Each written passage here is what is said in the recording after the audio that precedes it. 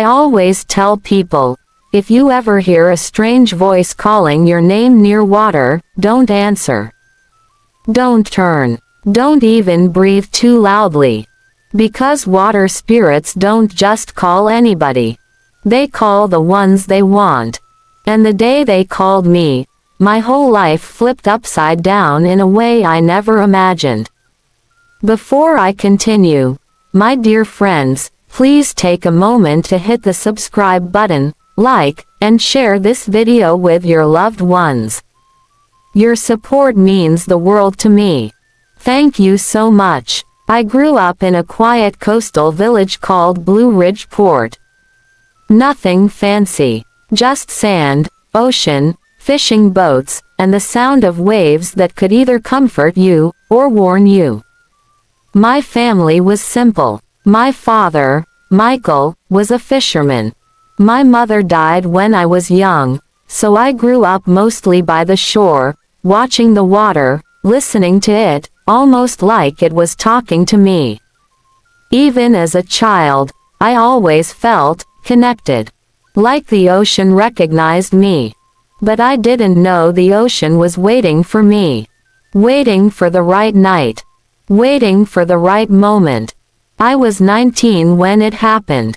Old enough to know fear, but young enough to ignore it.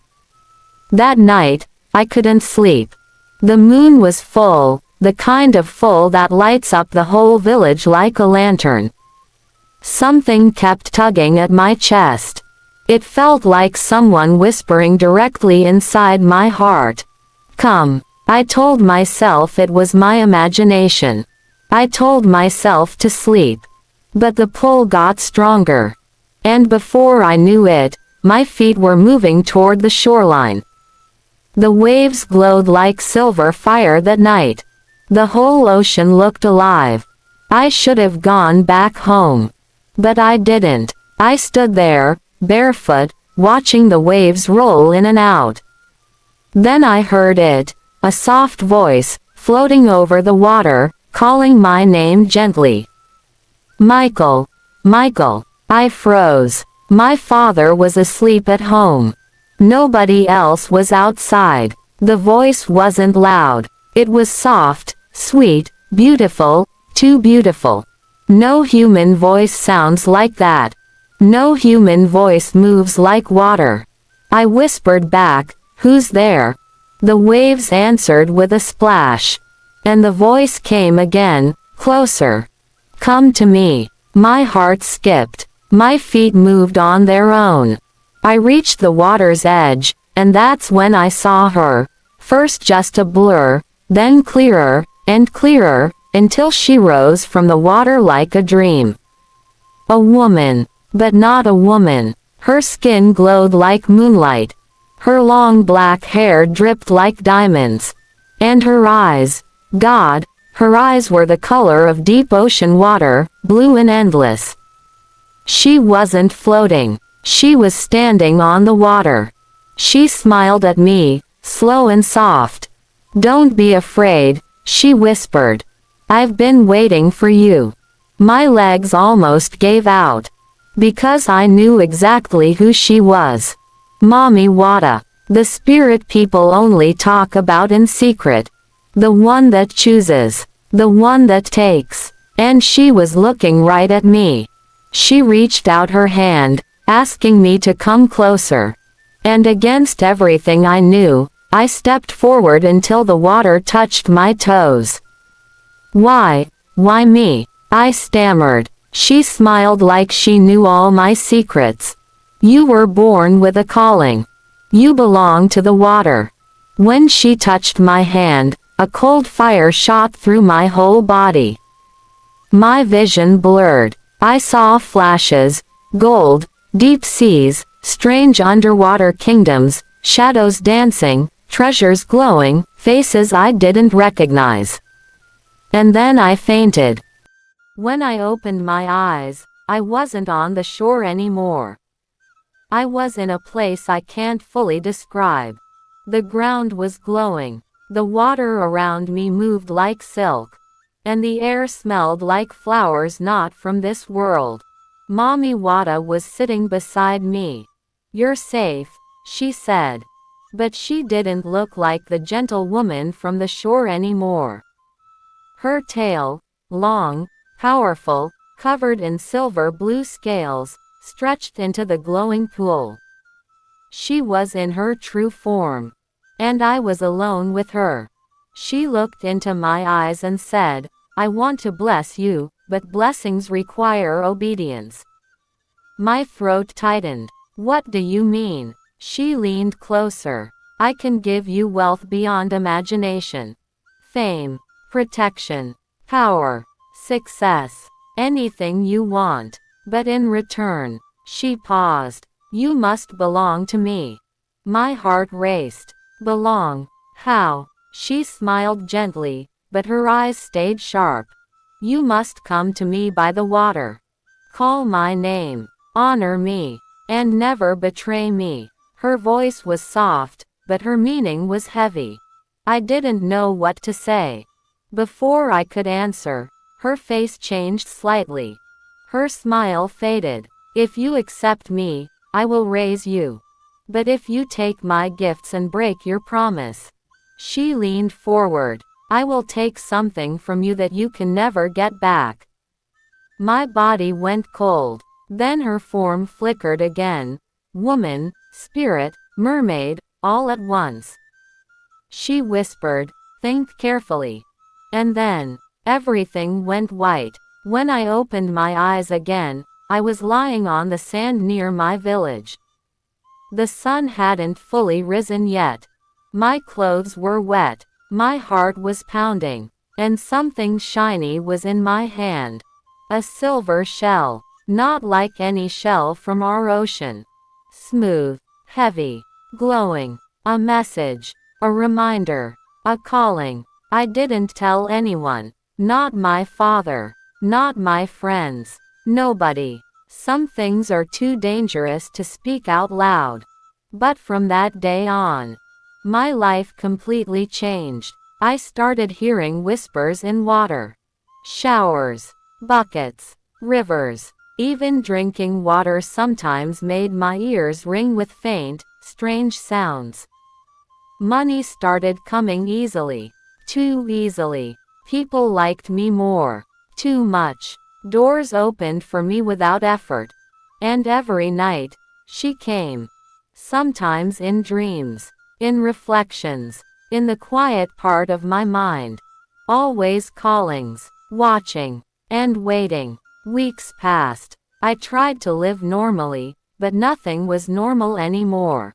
Every time I walked near water, I felt her presence.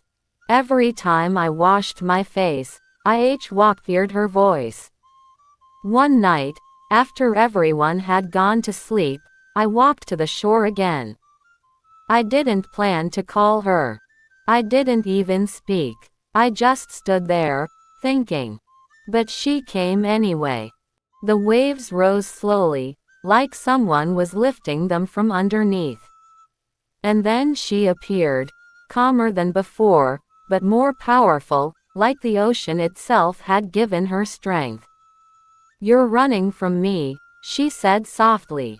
I swallowed hard. "I'm scared." She smiled. "Good. Fear keeps you alive." Then she held out her hand again. But this time, I didn't faint. I didn't step back. I didn't run. I said, "What do you want from me?" Her eyes glowed. "A choice." She made it simple. "You can walk away," she said. "Forget we ever met. Live an ordinary life. Struggle like everyone else. Work until your bones ache. Die with nothing." She paused. "Or you can accept me, and rise." My heart pounded. "Rise how?" She tilted her head slightly. "With wealth, protection, favor, strength. I can make your name known." Her voice dropped lower, more serious. "But if you accept me, you must never turn your back on the water." My throat dried. She stretched her glowing hand toward me. That was the moment everything changed. My hands were shaking. My legs felt stiff. The air around us felt heavy, like it was waiting for my decision. Then I said the words that sealed my fate. I accept. The wind stopped. The waves froze. The entire ocean went silent. She stepped closer and touched my forehead with one cold finger. I felt something surge inside me, rushing through my chest, my arms, my spine, like the ocean was entering me. Now, she whispered, we are connected. When I woke up the next morning, I saw something on my neck, a faint, silver marking, almost like a wave symbol. It didn't hurt. It didn't burn. It just existed. When sunlight hit it, it shimmered lightly. Nobody else noticed it unless I allowed them to. Some days it disappeared completely. Other days, especially near water, it glowed stronger. A reminder. A bond. At first, everything started going well for me. Too well. Opportunities came like rain. People offered me business deals. Strangers trusted me instantly. Money flowed in ways I couldn't explain. My name started spreading to places I had never been. Even my enemies suddenly became strangely polite. Things just worked for me. Doors opened before I touched them. But deep down, I knew the truth. It wasn't luck. It was her. She was lifting me. Blessings always come with rules. She didn't speak them all at once. She whispered them just when I needed to hear them. Rule 1. Never hurt a child. Never disrespect water. When I call, you must come. Never try to replace me with another spirit. Do not brag about me. Never break a promise. Simple rules. Clear rules. Rules that made sense. But breaking even one comes with consequences. As my life grew better, I grew confident. Maybe too confident. I stopped going to the ocean regularly. I got busy. I forgot small details. I didn't respond as quickly. And she noticed. Because spirits always notice. One night, while I slept, I had a dream, or maybe it wasn't a dream. I found myself underwater, sitting on a throne made of coral and shells. Mami Wata stood before me, but she wasn't smiling. You're drifting, she said. You're forgetting your promise. I tried to speak, but water filled my throat. Her eyes glowed darker. Don't play with me. When I woke up, sweat drenched my body, even though the air was cold. The warning was clear. The next day, small things started going wrong. Money disappeared. People who loved me suddenly turned cold. Businesses that were smooth suddenly collapsed. My energy dropped. My spirit felt empty. The blessings she gave me slowed. I knew why. I had disappointed her, and she wanted me to feel it. I didn't wait long. That night, I went straight to the shore. I'm sorry, I whispered into the dark waves. I forgot myself. I forgot you. Please, forgive me. At first, nothing happened. Then a single wave rolled forward and touched my feet, gentle, calm, warm. She appeared again, rising from the water like she always did, glowing, beautiful, dangerous. You forgot my voice, she said softly. I didn't mean to. I know. Will you obey me again? Yes. Her face softened. Then rise again. And just like that, everything returned.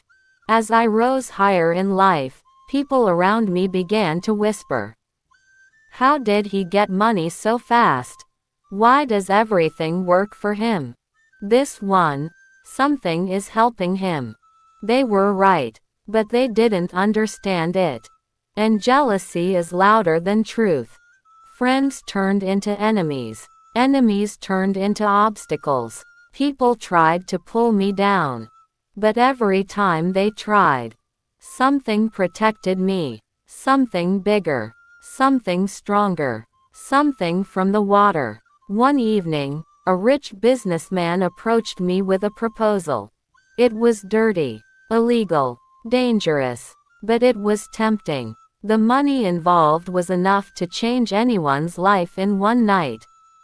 He said, "No one will know. This is between us." I knew Mami Wata was watching. I felt her presence. I felt her silence. She wanted to see what I would choose. Blessings come with choices. Loyalty comes with tests. I walked away. I didn't touch dirty money. And that night, while I slept, I heard her whisper in my ear. Good. That same week, something unbelievable happened. I found a small, glowing blue stone on the shore. Smooth, heavy, not from this world. When I picked it up, my whole body tingled. A gift, a reward, a seal of favor. I kept it, and from that moment, my dreams changed. I started seeing things before they happened. Warning signs, opportunities, people's true intentions, not visions, guidance, the kind only she can give. But even the chosen ones make mistakes.